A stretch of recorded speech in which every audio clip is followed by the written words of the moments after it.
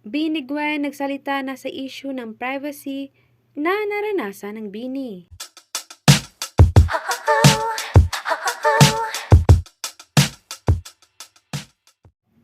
Nag-post nga si Bini Gwen sa Twitter today, 11:38 AM, nakakalungkot, palala ng palala.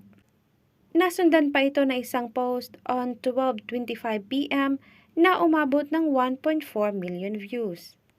I really hope everyone respect people's privacy.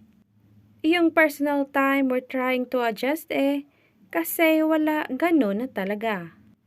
Pero kahit privacy na lang, we appreciate your love and support. And we always try na mapagbigyan kayo sa magpa-picture, but please, not to the point you'll go knock our rooms just for picture. Thank you.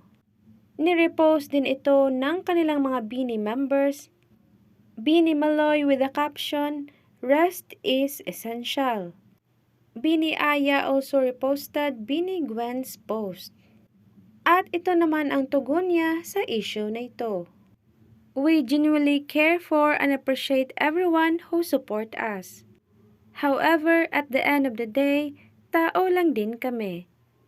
And need din namin ng personal time and space para makapag-recharge.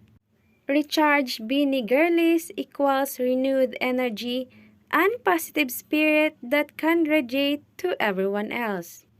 Thank you to all the blooms who are very respectful with our space and had asked nicely for a photo.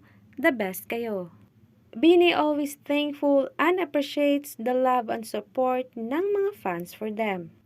Just that please respect their privacy sa kanilang personal time, like when nasa mga rooms na sila.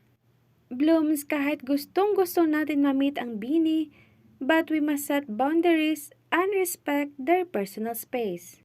Mayroong right time and place for that.